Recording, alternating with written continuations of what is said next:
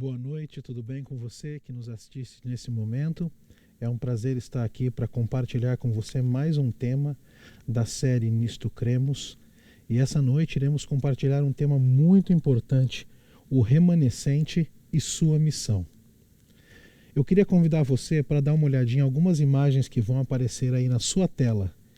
E enquanto você vê essas imagens na sua tela, você vai poder colocar na sua mente ou tentar pensar em uma história que eu gostaria que você, neste momento, focasse nela. Enquanto você vê essa cena, imagine então um grande dragão vermelho pronto para atacar a mulher. Ele já havia conseguido arrastar a terça parte dos anjos do céu na sua cauda e agora ele está pronto para atacar esta mulher. Esta mulher que você vê na sua tela, ela tem algumas características muito peculiares. Ela está vestida de sol, ela tem sob seus pés a lua e na cabeça uma coroa de 12 estrelas. Na próxima imagem você vê então a mulher que está pronta para dar à luz e este dragão, ele está prestes a devorar a criança que virá ao mundo. E esta criança, este menino, está destinado a reger as nações com cetro de ferro. O dragão, então, ele se lança ao ataque na intenção de devorar a criança que vai nascer, porém, antes que isso ocorra, o menino é arrebatado para o céu, para o trono de Deus. Agora, não satisfeito, o dragão, então, ele se lança para atacar a mulher. Enraivecido, então, ele agora quer atacar a mulher. Mas de forma miraculosa, como você vê nessa próxima imagem, a mulher recebe asas de águia e ela, então, é transportada para um local onde ela é mantida segura durante o período de 3 anos e meio, 1260 dias, que na verdade, em profecia, significa 1260 anos. Volte agora comigo aqui. Você precisa entender que em profecia bíblica, uma mulher vestida de sol, com a lua debaixo dos pés e a cabeça com 12 estrelas formando uma coroa, representa a igreja de Deus, a igreja que se manteve fiel àquilo que Deus designou para o seu povo. Nós temos também uma outra mulher, uma mulher vestida, e nós não vimos ela neste capítulo, e aqui estamos falando de Apocalipse 12, mas uma outra mulher representa a igreja que se desviou de Deus. Eu quero neste momento convidar você para curvar a sua fronte, fechar os seus olhos e orar, pedindo que Deus nos dê sabedoria para entender o que a sua palavra tem para nós hoje. Vamos orar? Senhor Deus, muito obrigado pelo poder da sua palavra, muito obrigado porque o Senhor se revela a nós e mais uma vez se fará essa noite através dela. Que aquilo que aprenderemos, que relembraremos, sirva para fortalecer a nossa fé em Ti. Oramos em nome de Cristo Jesus. Amém. A cena que eu pedi para você imaginar e que você viu aqui na sua tela é o relato do que acontece em Apocalipse, o capítulo 12. Lá em Apocalipse 17, não será o tema desta noite, nós temos uma outra mulher. Lá ela está vestida de púrpura, adornada, e como eu disse, ela representa aquela mulher, aquela igreja que se afastou de Deus. Mas aqui há o relato da igreja que se manteve fiel a Deus. Aqui há o relato também de Cristo, do seu nascimento, da sua vinda ao mundo, de como Satanás tentou destruí-lo, e agora não conseguindo, porque na cruz do Calvário Cristo venceu Satanás. Não satisfeito, ele decidiu perseguir então a igreja de Cristo nesta terra. Nós lemos aqui, leia comigo esse texto que vai aparecer na sua tela agora. João, capítulo 12, verso 31 diz assim: Chegou o momento de ser julgado este mundo, e agora o seu príncipe será expulso. Volte aqui comigo. O livro do Apocalipse, ele apresenta o hino de vitória celeste. Ele apresenta o relato da vitória de Cristo sobre Satanás. E isso também é relatado, como eu disse para você, em Apocalipse, de forma muito clara no capítulo 12, nos versos 10 e 12. Leia comigo este outro texto, onde há o relato dizendo assim: agora veio a salvação, o poder, o reino do nosso Deus e a autoridade do seu Cristo, pois foi expulso o acusador de nossos irmãos, o mesmo que os acusa de dia e de noite, diante de nosso Deus. Por isso festejem, ó céus, e vós, os que nele habitais. Voltando aqui comigo, você percebe que a expulsão de Satanás, então, ela restringiu as ações dele após a cruz do Calvário. A partir do momento em que Satanás ele tem o seu caráter revelado na cruz, ele perde muitas de suas ações e agora ele não pode mais acusar o povo de Deus diante dos seres celestiais. E agora, embora haja regozijo no céu, há um problema, porque nós lemos nesse próximo texto que aparece para você na sua tela. Apocalipse 12, 12 diz: ai da terra e do mar, pois o diabo desceu até vós cheio de grande cólera, sabendo que pouco tempo lhe resta. Voltando aqui comigo, como eu disse para você, Satanás perde essa batalha contra Cristo, ele não consegue atacar a Cristo, Cristo nasce, vem a esse mundo, é arrebatado ao céu, e agora Satanás ele joga toda o seu cólera contra a igreja de Cristo. Por isso é dito: festejai aos céus, mas ai da terra. Dando vazão a toda a sua ira aqui, nós percebemos então que Satanás ele ataca a igreja de Deus. Enquanto ele tenta devorar a criança e a criança é arrebatada para o céu, nós lemos no relato, Apocalipse 12, lemos alguns versos, quando vimos as imagens, nós percebemos que a igreja de Deus, a mulher, ela é levada para o deserto, lugar de segurança, e é mantida ali por 1260 dias proféticos, ou 1260 anos. A tática de Satanás e a sua intenção é perseguir esta mulher, é atacar essa mulher, já que ele não tem sucesso contra o próprio Cristo. E tem um relato muito interessante, nós não vamos ler, porque não temos na tela nesse momento, porque eu queria que você prestasse bastante atenção, mas um relato que está em Apocalipse capítulo 12, verso 17, que diz que o dragão se irou contra a mulher. E ele foi guerrear contra a descendência, os filhos dessa mulher. E quem são esses? São aqueles que guardam os mandamentos de Deus e têm a fé em Jesus Cristo. Mas quando ocorreu essa perseguição? De que modo ela ocorreu? Como aconteceu? Quando começa? Quando ela termina? O que é, afinal, o remanescente da mulher que é dito aqui, que Satanás ele quer perseguir, quer atacar? Quem é esse remanescente? Qual é a missão dele? Bom, nós precisamos nos atentar a alguns detalhes na história e nas escrituras para responder essa questão. A perseguição contra a mulher ou a igreja de Deus, ela acontece já nos primeiros séculos depois de Cristo, já logo depois dos momentos em que Cristo deixa a terra, deixa a sua igreja, logo depois, ali nos primeiros séculos, você já tem essa perseguição. E é interessante que essa perseguição ela começa dentro das próprias fileiras da igreja de Cristo. Porém, isso não é surpresa para nós, porque havia sido relatado por Paulo, pelo próprio Jesus, eles deixaram muito claro que isso aconteceria. Por exemplo, leia comigo esse texto que está na sua tela agora.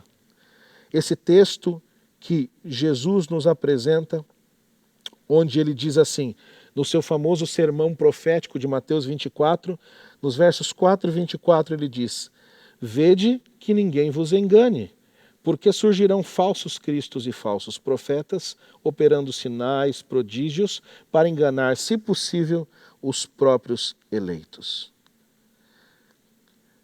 Volte aqui comigo. Os seguidores de Cristo passaram por uma grande tribulação. Sobre eles veio uma grande tribulação. Este sermão, ele em princípio trata da tribulação que ocorreria antes da destruição física de Jerusalém, que ocorreu no ano 70. Mas ele também tem marcas proféticas, ele aponta para o futuro. E aqui é apresentado, então, que haveriam falsos profetas no tempo do fim. O apóstolo Paulo também apresenta claramente em uma de suas epístolas, em uma de suas cartas, na verdade, quando falando no livro de Atos aqui, ele diz exatamente essas palavras que você pode ver agora na sua tela. Ele diz assim: depois de minha partida, entre vós penetrarão lobos vorazes, que não pouparão o rebanho, e que dentre vós mesmos se levantarão homens, falando coisas pervertidas, para arrastar os discípulos atrás deles. Atos, capítulo 29, versos 29 e 30.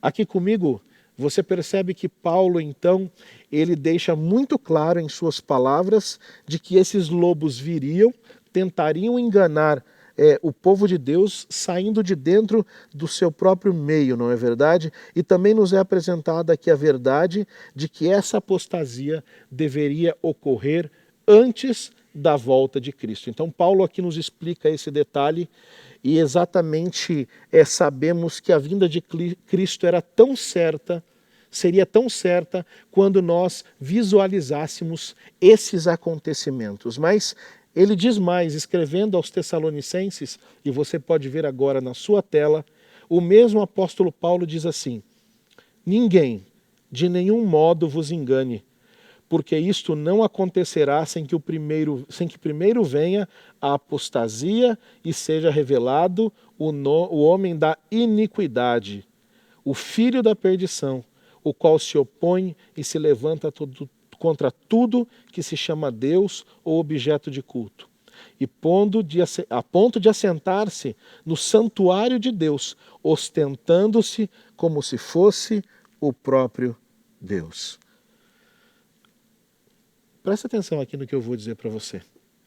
A gente percebe que já nos dias de Paulo era possível notar que havia um movimento para negar a verdade da Bíblia e para tentar substituir a pessoa de Cristo.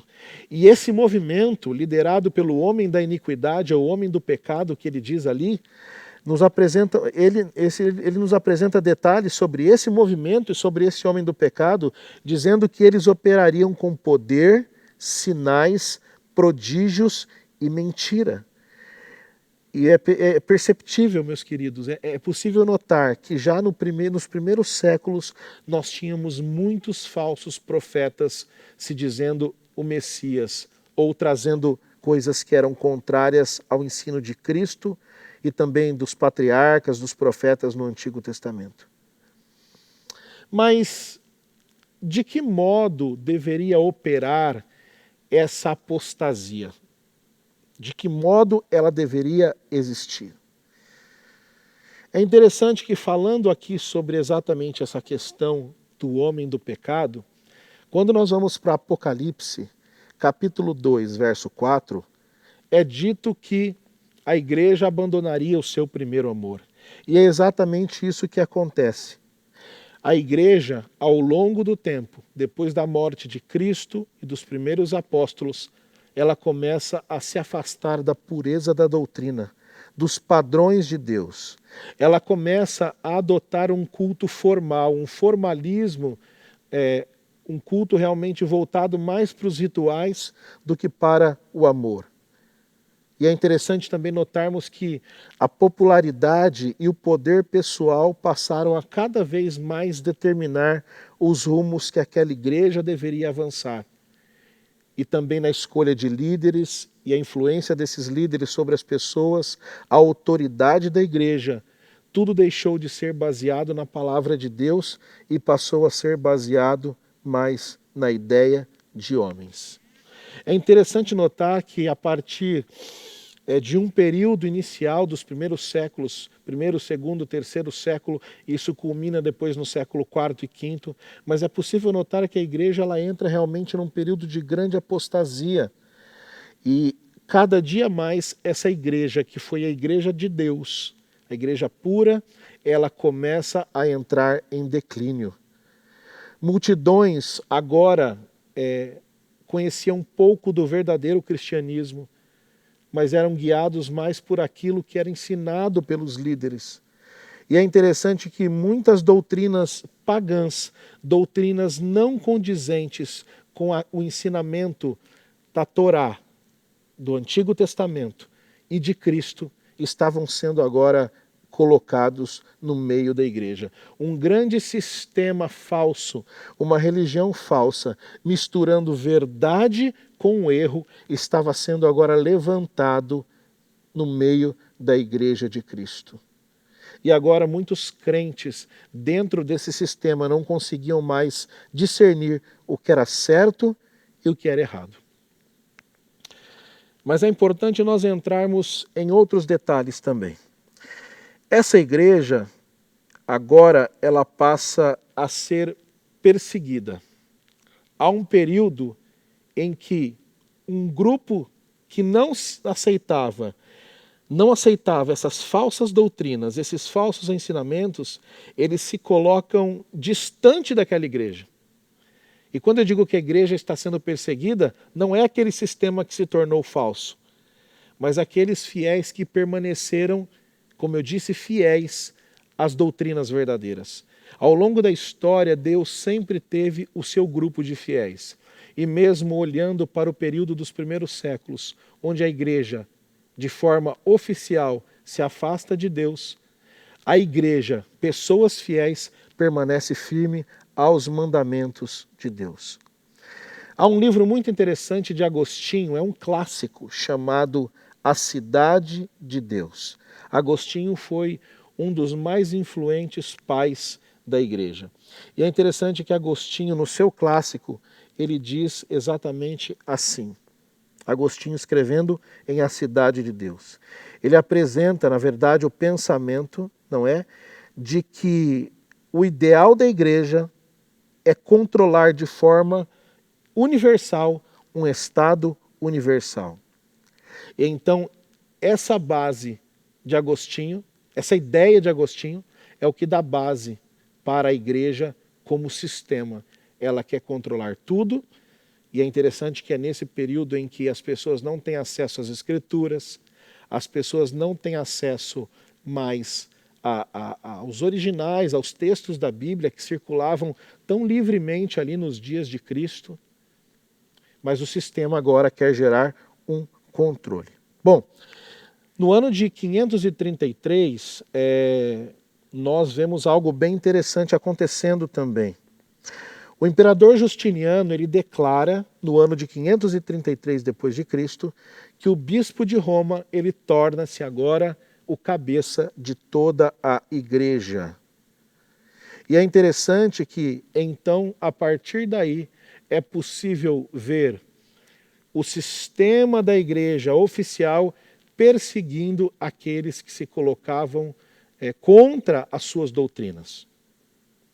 A história marca esse período de 1260 anos como o período da Idade Escura. Nós temos um período em que as pessoas são perseguidas, as pessoas que não negam a sua fé são mortas na fogueira, são crucificadas, mortas à espada e tantas outras coisas.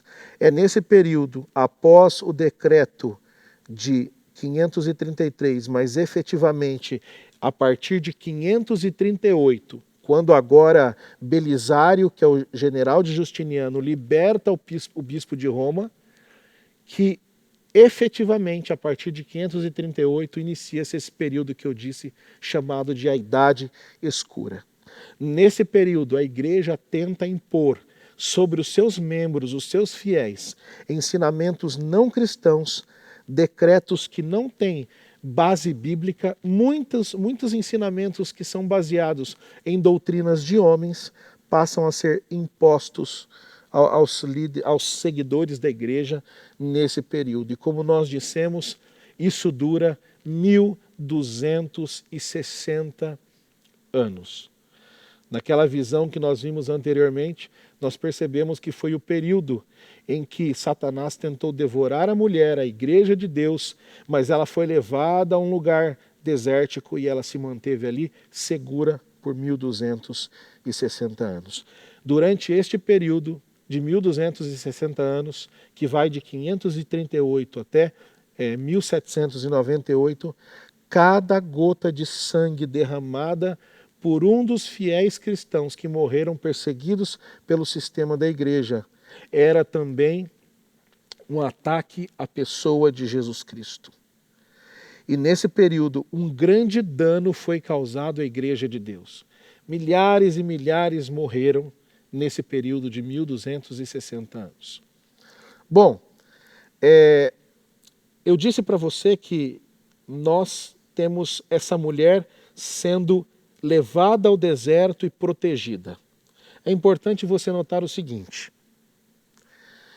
durante o período de 1260 anos, esse período chamado de a Idade Escura, em que doutrinas baseadas não na palavra de Deus eram ensinadas, isso fez com que a perseguição também viesse sobre os dissidentes da igreja, mas de modo especial isso fez com que o coração de homens e mulheres que não aceitavam aquela situação clamasse por uma reforma.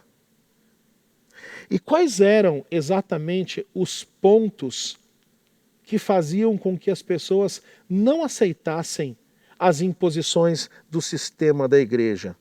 Basicamente eram questões doutrinárias. Quais eram essas questões doutrinárias? Eu quero compartilhar com você agora, você vai ver aí na sua tela daqui a alguns instantes, eu vou chegar lá, mas daqui a pouco você vai ver algumas coisas bem interessantes em relação a algumas doutrinas que não eram aceitas. Você deve estar vendo na sua tela agora algumas doutrinas que não eram aceitas, mas que eram impostas aos fiéis da igreja. E por causa disso eles clamavam por uma reforma. Bom, eu vou ficar com essa tela um instantinho aqui com você para que você note algumas coisas. Então, uma dessas doutrinas era que a cabeça da igreja na terra era o vigário de Cristo. Essa doutrina afirmava que somente o bispo de Roma era o representante de Cristo na terra, em contraste com o modelo bíblico de liderança. Então essa doutrina se baseava na suposição de que Cristo tornou Pedro o cabeça da igreja de forma visível e que a partir dele, então, a igreja tinha um representante no lugar de Cristo na terra. Uma outra doutrina interessante que você está vendo aí na sua tela era sobre a infalibilidade da igreja e o seu cabeça. Essa é uma doutrina talvez a que mais fortemente contribuiu para o prestígio e influência da igreja. A igreja pretendia que jamais haveria de errar em nenhuma de suas decisões. Então, essa doutrina baseava o seu ensino no seguinte raciocínio. Aliás, raciocínio que não encontra apoio bíblico. Mas uma vez que a igreja é divina e um de seus atributos inerentes é a infalibilidade, portanto, nada do que ela fazia ou dizia poderia ser errado. Uma outra doutrina que também era imposta e que fez com que as pessoas clamassem por uma reforma foi a anulação do ministério intercessor ou mediador sumo sacerdotal de Jesus Cristo.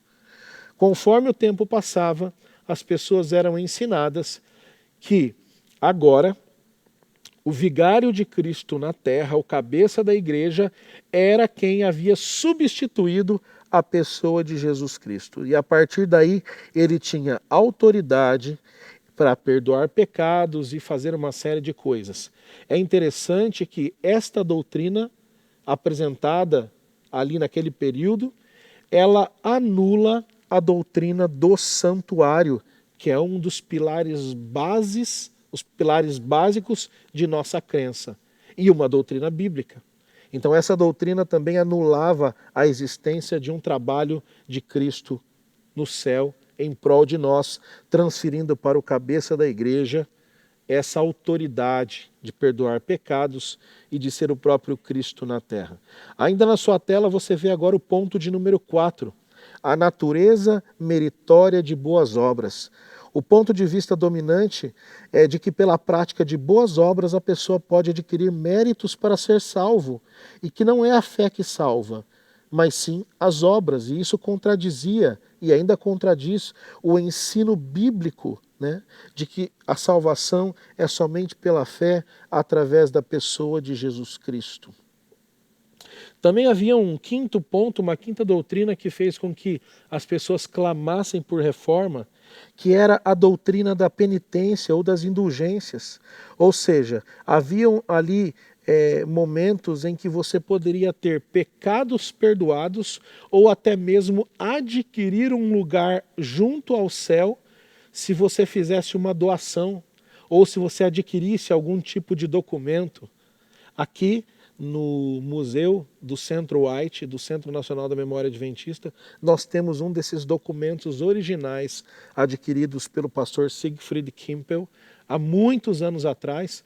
E aí ali é dito que se você clamar pelo nome de Jesus Cristo, baseado naquele documento, naquela compra que você fez, naquela doação que você fez, então você seria salvo. Ou seja, a salvação não vinha em termos finais pela fé, pela graça, e sim pelo fato de você ter feito uma compra por ela, você ter comprado a salvação. E finalmente, um sexto ponto que aparece na sua tela é a autoridade final da igreja. Esse ponto também era muito ensinado. Ao longo dos séculos, a igreja estabelecida adotou muitas crenças vindas do paganismo. Então, quando nesse momento as vozes se erguiam contra essas abominações, a igreja assumiu o direito único de interpretar as Escrituras. A igreja, e não a Bíblia, tornou-se a fonte final de autoridade. A igreja argumentava que existiam duas fontes de verdade divina: as Sagradas Escrituras e a tradição da igreja, que eram os escritos dos seus primeiros líderes ou seus primeiros pais, e também os escritos em decretos, concílios eclesiásticos, outros credos aprovados em várias cerimônias.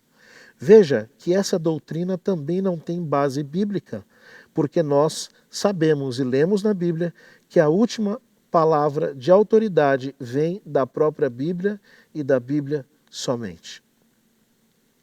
Volte aqui comigo um pouquinho agora. Você percebe que o período foi muito difícil. Aqueles que queriam se manter fiéis a Deus ou eram perseguidos, ou eram mortos, ou muitas vezes tinham que se esconder, sair das regiões de perseguição, ir para as montanhas, para lugares não habitados, para manter a sua fé. E agora nós vemos, bem no meio, na verdade, nesse período da Idade Escura, nós vemos ali no século XVI, um movimento chamado Movimento de Reforma, que é levantado por homens e mulheres de Deus. Você vai ver na sua tela agora a imagem de pelo menos dois deles. Eu quero que você acompanhe aí na sua tela. No 14º século, um pouquinho antes, John Wycliffe, que é este homem que você vê na tela, ele insistiu quanto à necessidade de uma reforma na igreja, não apenas na Inglaterra, mas em toda a cristandade. Num tempo em que existiam pouquíssimas cópias da Bíblia, John Wycliffe providenciou a primeira tradução da Bíblia completa para o idioma inglês. E os ensinamentos quanto à salvação unicamente pela fé em Cristo Jesus e das Escrituras como única regra de fé infalível representam os alicerces da reforma protestante que se efetiva depois de forma culminante em 1517 com outro homem que nós iremos falar daqui a pouco. Na qualidade de estrela da manhã da reforma, John Wycliffe tentou libertar a igreja de Cristo, do paganismo, daquilo que havia acontecido com a igreja nos séculos anteriores e que havia mantido as pessoas na escuridão da verdade. Ele inicia um movimento que haveria de libertar a mente dos indivíduos e também de nações inteiras, tirando esses grupos dos erros religiosos. os escritos de John Wycliffe falaram fundo no coração de homens como John Hus, Jerônimo, Lutero e muitos outros. E ainda na sua tela, falando um pouco agora de 1517, você tem a imagem de Lutero.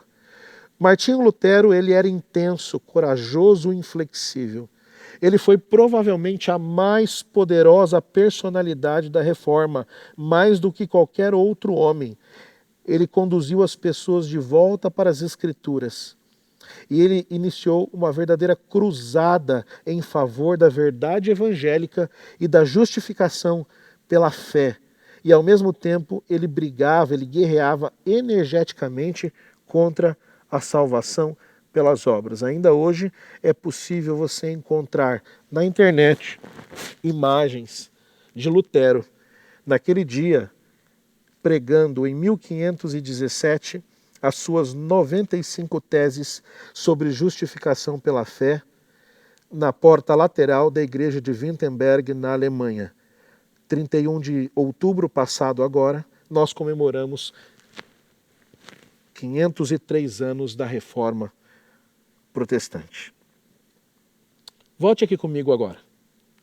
Voltando aqui comigo, percebe que muita coisa aconteceu, né, nesse período. Nossa, quanta coisa nós vemos aqui. Mas a verdade é, queridos, que muitos ensinos não bíblicos foram ensinados, foram inseridos, na verdade, na igreja. Eu poderia citar alguns deles aqui, ensinos que não são bíblicos. Oração pelos mortos, veneração de santos. Também poderia falar de purgatório, penitências. Poderia falar de tantos outros itens que foram ensinados e não tinham base bíblica.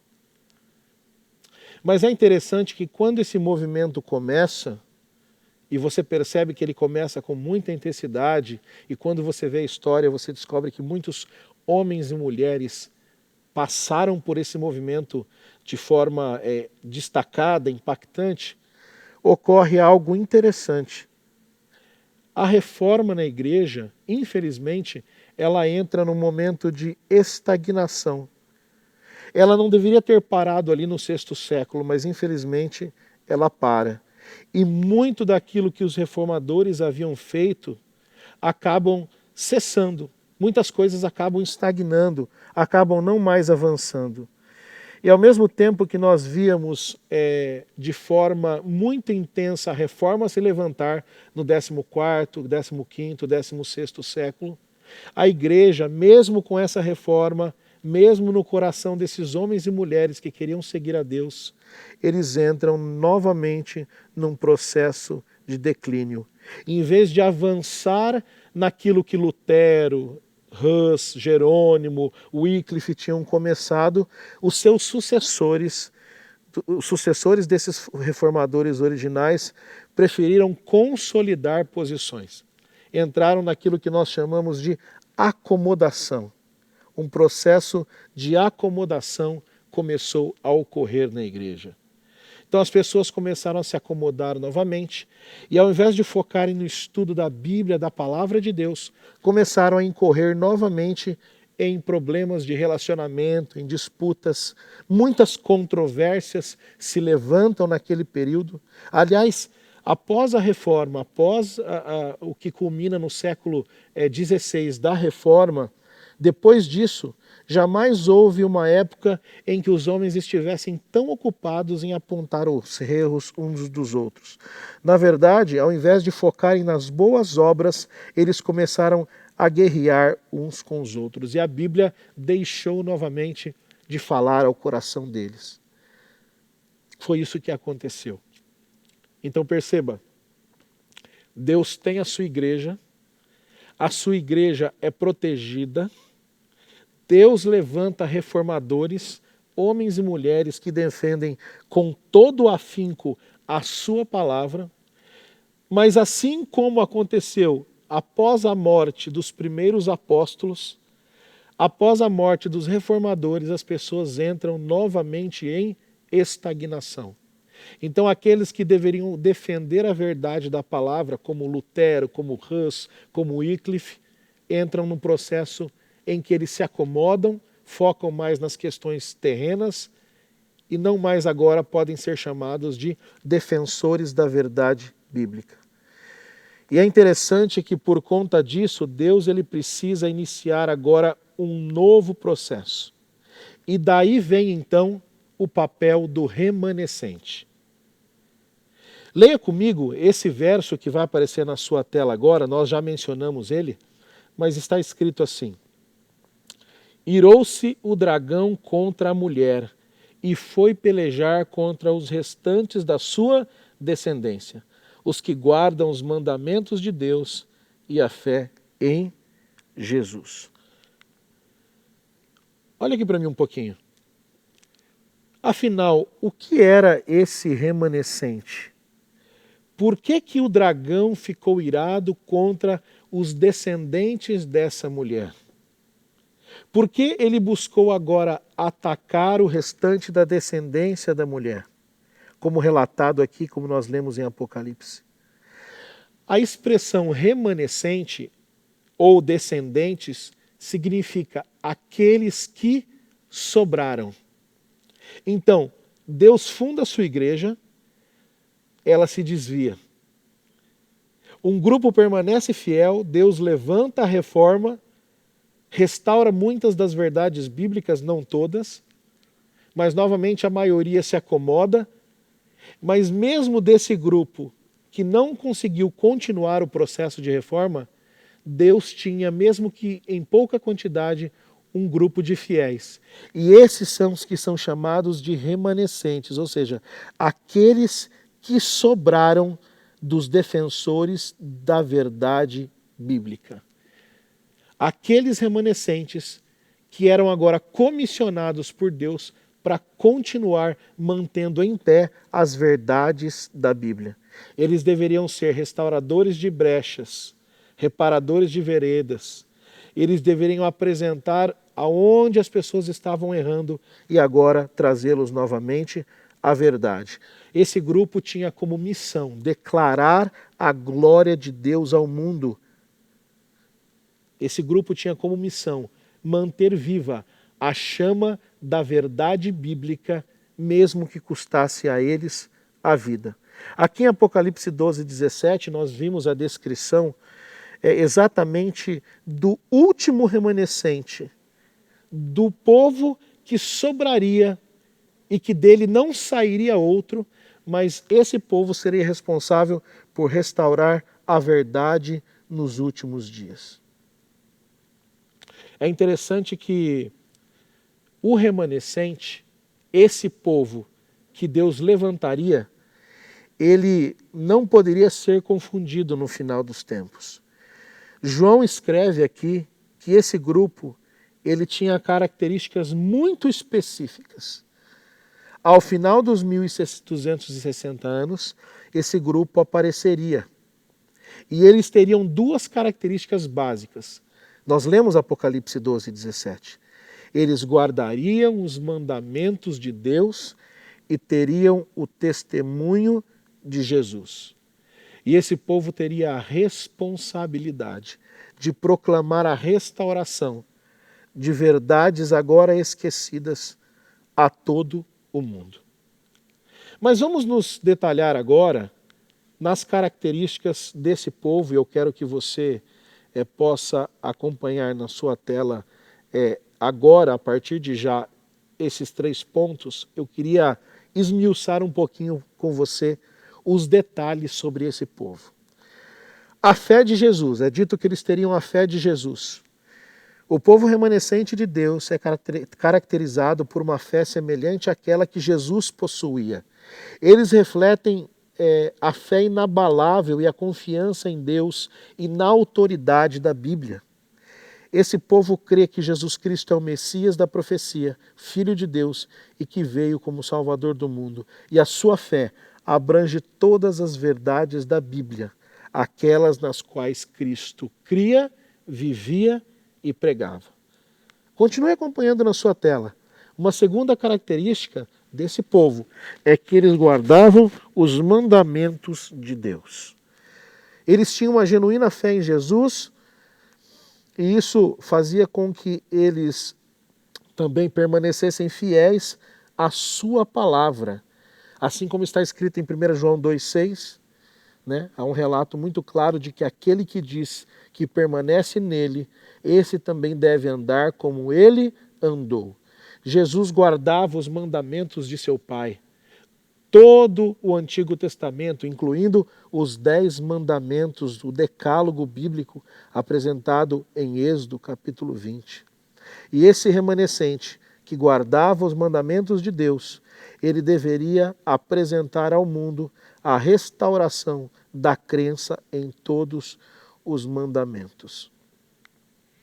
E também eles tinham o testemunho de Jesus. João define testemunho de Jesus como o espírito da profecia, Apocalipse, capítulo 19, verso 10. O remanescente seria conduzido pelo testemunho de Jesus, manifestado pelo dom de profecia nos últimos dias. Olha aqui para mim um pouquinho. É importante você entender agora que esse povo que Deus levantaria tinha essas 3 características fundamentais. A fé genuína e inabalável em Jesus e nas Escrituras. Eles também guardavam os mandamentos de Deus, todos os mandamentos, todos os 10 mandamentos, todos os ensinamentos do Antigo Testamento. Há muitos que dizem que nós temos hoje que viver na graça e por isso viver o Novo Testamento, o Antigo já não existe ou não vale, e essa não é uma verdade bíblica. Muitos se esquecem que a Bíblia que Jesus usava era exatamente o Antigo Testamento. Mas esse povo também, ele tinha o testemunho de Jesus, o dom da profecia, ou seja, esse dom, o dom da profecia, ele deveria ser apresentado entre esse grupo que teria como responsabilidade restaurar a verdade.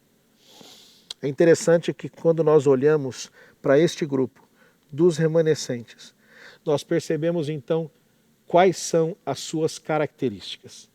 3 principais: o testemunho de Jesus, a fé de Jesus e também a observância de todos os mandamentos.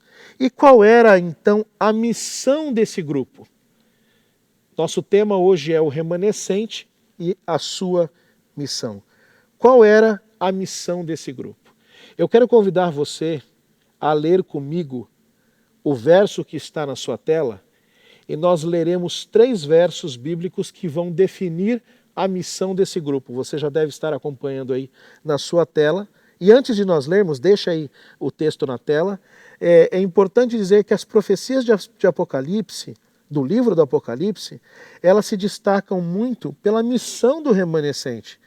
São chamadas as 3 mensagens angélicas, Apocalipse 14, versos de 6 a 12. E ali é apresentada a proclamação do remanescente. Qual o que ele deve trazer à tona, o que ele deve apresentar como verdade. E essas 3 mensagens que nós vamos ler na tela são mensagens que dizem respeito à resposta de Deus aos enganos de Satanás. Então, vamos ler esse primeiro texto. A primeira chamada mensagem angélica está na sua tela, Apocalipse, capítulo 14, versos 6 e 7, diz assim: Vi outro anjo voando pelo meio do céu, tendo um evangelho eterno para pregar aos que se assentam sobre a terra, e a cada nação e tribo e língua e povo, dizendo em grande voz: Temei a Deus, dai-lhe glória, pois é chegada a hora do seu juízo, e adorai aquele que fez o céu, a terra, o mar e as fontes das águas. Volta aqui para mim um pouquinho, presta bastante atenção. Eu preciso dizer para você. O primeiro anjo, aqui que nós vemos, simboliza o remanescente de Deus, levando o evangelho eterno ao mundo. E o que é esse evangelho? São exatamente as boas novas de um amor infinito de Deus, que começou lá com os profetas, continuou em Jesus Cristo e que deve ser pregado através de nós. Hebreus capítulo 4, verso 2. Veja, o remanescente, ele não apresenta um novo evangelho, ele não apresenta um evangelho diferente. A primeira mensagem angélica que nós lemos diz que ele apresenta o evangelho eterno. É o mesmo evangelho pregado desde o início dos tempos, desde a criação, desde a queda dos nossos primeiros pais. Esse evangelho é eterno. E o que esse evangelho diz? Que pecadores que se arrependerem podem herdar a salvação e a vida eterna através de Jesus. Amém? Você diz amém? Amém. Então, essa mensagem, a primeira mensagem angélica, que faz parte da missão do remanescente, ela chama, ela exorta todo mundo a temer a Deus que criou os céus, que criou a terra, a reverenciar a Deus, a dar glória a Deus, dar honra a Ele. Para isso nós fomos criados. Deus nos tirou das trevas para a maravilhosa luz, para anunciar as suas verdades. Bom, mas há um outro texto que nós precisamos também ler, que representa a segunda mensagem angélica, e ele deve estar na sua tela neste momento. Eu quero ler com você. Apocalipse capítulo 14, verso 8 diz: Caiu, caiu a grande Babilônia, que tem dado de beber a todas as nações do vinho da fúria da sua prostituição. Apocalipse 14, verso 8. Volta aqui comigo um pouquinho. Veja só.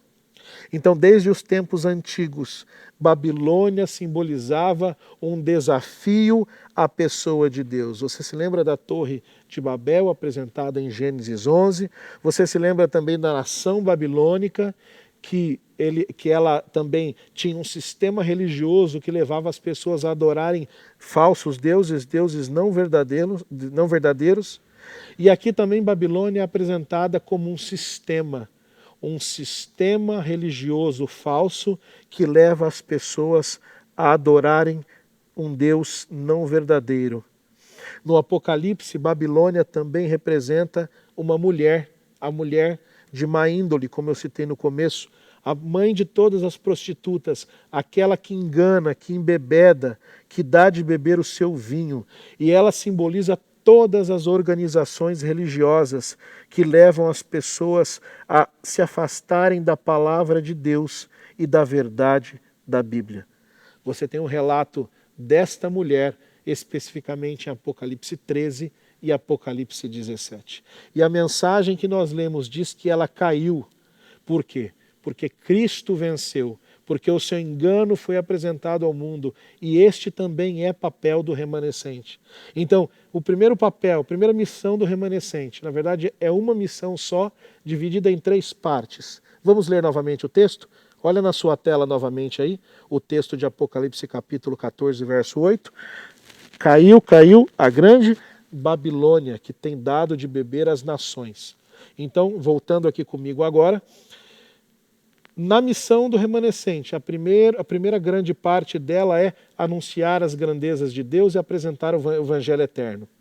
A segunda grande parte dela é apresentar ao mundo de que essa Babilônia, esse sistema falso, ele caiu, porque Cristo apresenta ao mundo a sua verdade através do seu povo, do seu remanescente. Cristo já venceu esse sistema religioso. As pessoas não têm mais hoje que ficar preso a mentira, as coisas falsas. Essa Babilônia, a mãe de todas, a igreja falsa, ela já caiu. Mas também há uma terceira mensagem angélica. É a terceira mensagem, o terceiro texto que nós vamos ler, que completa aqui a missão do remanescente. Leia comigo, está na sua tela, Apocalipse capítulo 14, versos de 9 a 12. Nós já estamos caminhando para o fim, mas eu tenho que ler esse texto com você, que diz assim: Se alguém adora a besta e a sua imagem, e recebe a sua marca na fronte ou sobre a mão, também esse beberá do vinho do cólera de Deus, preparado sem mistura do cálice da sua ira, e será atormentado com fogo e enxofre diante dos santos e dos santos anjos e na presença do Cordeiro.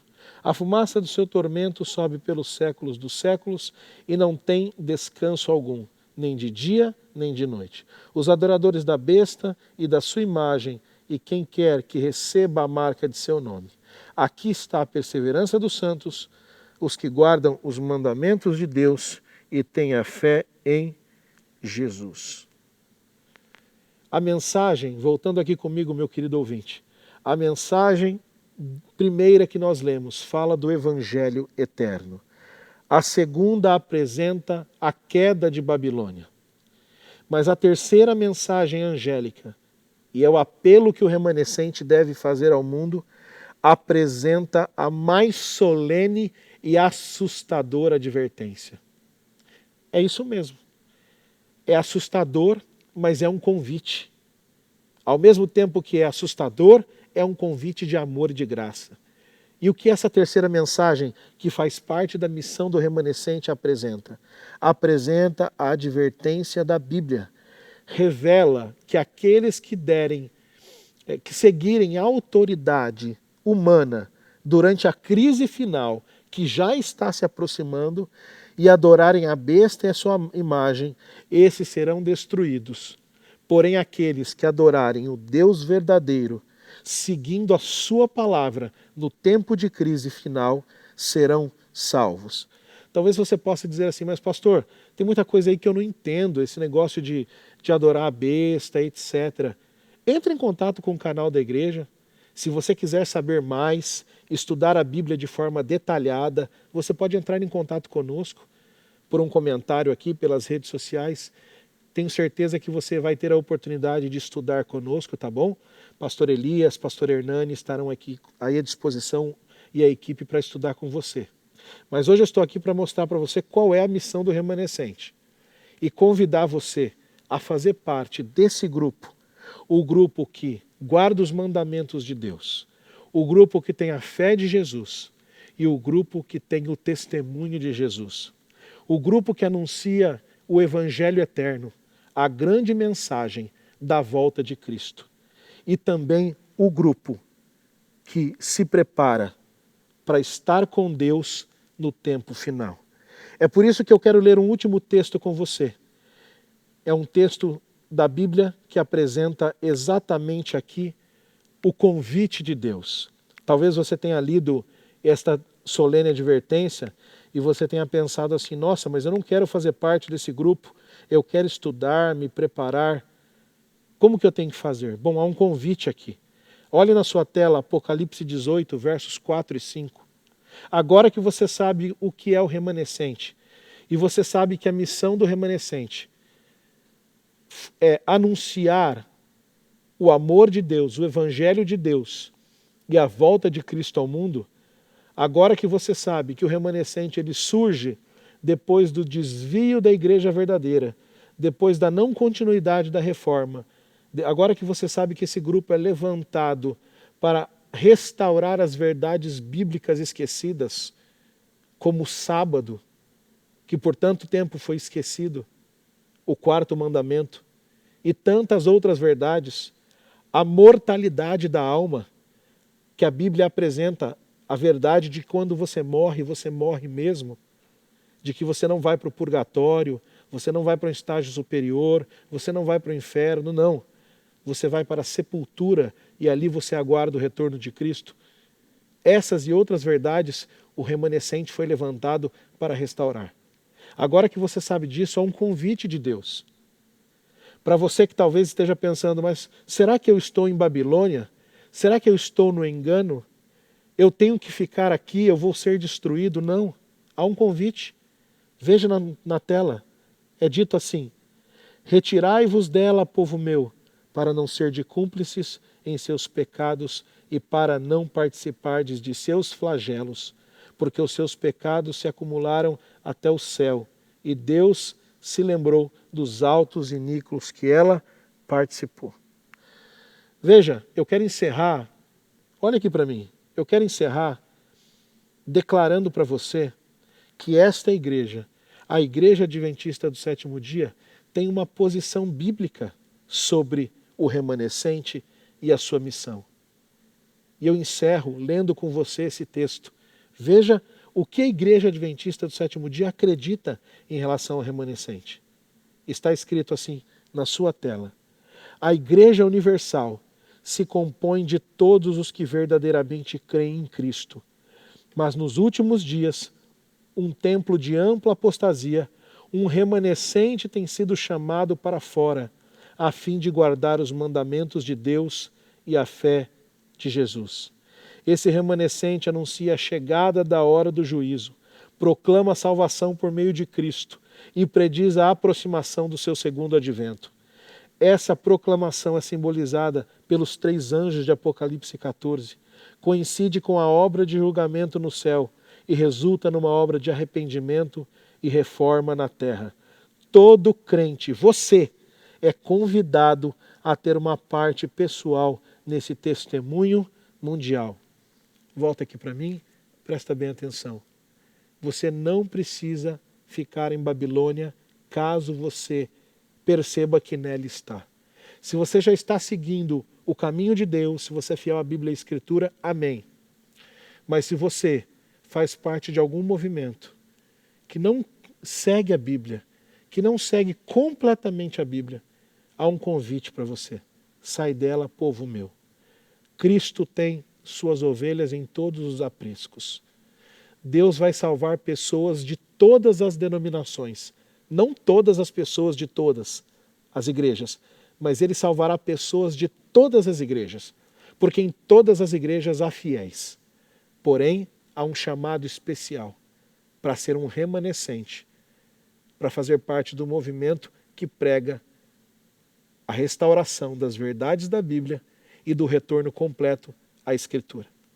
Meu convite para você é que você decida fazer parte desse grupo tão especial, que em breve olhará para o céu e dirá assim: Jesus está voltando e esse é o Deus a quem eu tanto aguardei. Vamos orar neste momento?